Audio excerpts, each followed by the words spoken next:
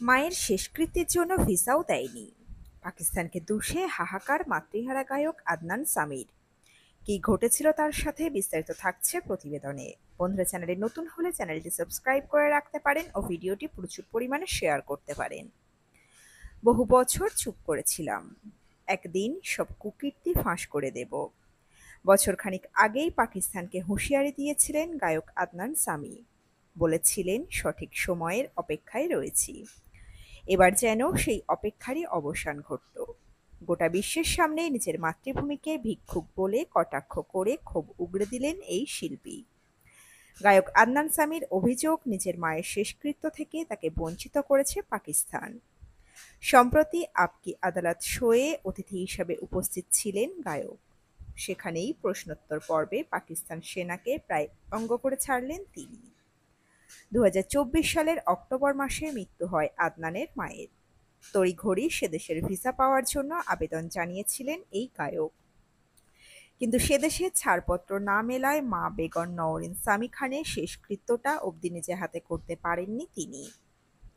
এ প্রসঙ্গে চোখের জল সামলে আদনান সামির মন্তব্য, আমি ভিসার জন্য আবেদন করে বলেছিলাম আমার মা মারা গিয়েছেন, কিন্তু ওরা আমাকে ভিসা দেয়নি, আমিও যেতে পারিনি। শেষ পর্যন্ত উপায় না দেখে ভিডিও কলে মায়ের শেষকৃত্য দেখতে হয়েছে আমাকে। এখানেই থামেননি শিল্পী। একসময় পাকিস্তানের নাগরিকত্ব থাকলেও আদনান সামি যে মনে প্রাণে ভারতপ্রেমী সেটা ভারত পাক সংঘাতে এক্স হ্যান্ডেলে কড়া জবাবের মাধ্যমে কড়াই গণ্ডায় বুঝিয়ে দিয়েছেন তিনি। পেহেলগাঁও সন্ত্রাসের পর থেকেই নিজের জন্মভূমির বিরুদ্ধে একের পর এক বোমা ফাটিয়েছেন আদনান সামি। আসিম মুনিরের সেনাবাহিনীর বিরুদ্ধেও তোপ দাগতে ছাড়েননি গায়ক। ভারতীয় নাগরিকত্ব পাওয়ায় পাক মুলুকের তরফে বারবার কটাক্ষের শিকার হতে হয়েছে তাঁকে। সে প্রসঙ্গে আদনান বলেন, যাদের ধারণা আমি পাকিস্তানের সব টপ সিক্রেট বই ভারতে এনেছি তাদের উদ্দেশ্যে বলছি, আপনারা জানেন আমি একজন শিল্পী তথা গায়ক। আর পাকিস্তানের সেনাপ্রধানরা আমার গানে রোম্যান্স করত, আমার গানে নাচ করে ওরা। পাকিস্তান আর্মি চায় না কাশ্মীর ইস্যুর সমাধান হোক, তাই ওরা এই সমস্যা জিইয়ে রাখে। আসলে কাশ্মীর ইস্যু দেখিয়ে গোটা বিশ্বের কাছে সমবেদনা পাওয়ার চেষ্টা করে ওরা, আর এভাবেই সবার কাছ থেকে ভিক্ষা চেয়ে বেড়ায় দেশটাকে চালানোর জন্য। তবে গিয়ে দেখুন সেনাপ্রধানদের বিলাস ব্যসনের কোনো খামতি নেই। যত কষ্ট ওখানকার সাধারণ মানুষদের। খাবার কেনার জন্য তাদের পকেটের ন্যূনতম টাকাটাও নেই।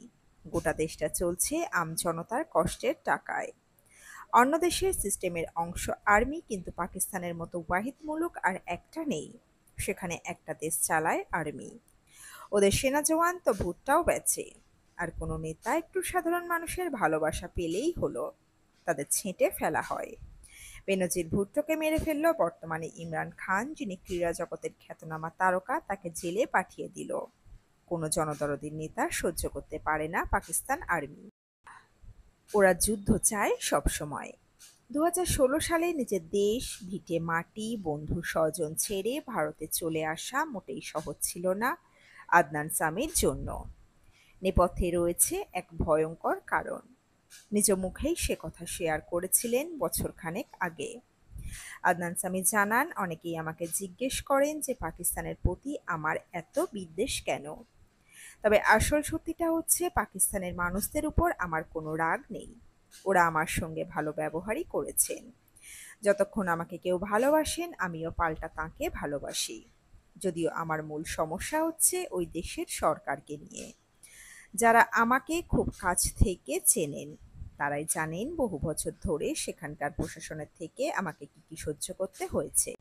সেটা ভুলিনি, যেটা আমার পাকিস্তান ছাড়ার আসল কারণ। তো বন্ধুরা, এই প্রতিবেদনে ছিল এতটুকুই। খুব দ্রুত ফিরে আসছি এরকমই নতুন কোনো প্রতিবেদন নিয়ে। অজানা গল্প চ্যানেলের সঙ্গে থাকার জন্য সকল দর্শক বন্ধুকে অসংখ্য ধন্যবাদ। দেখতে থাকুন, চোখ রাখুন অজানা গল্প চ্যানেলে।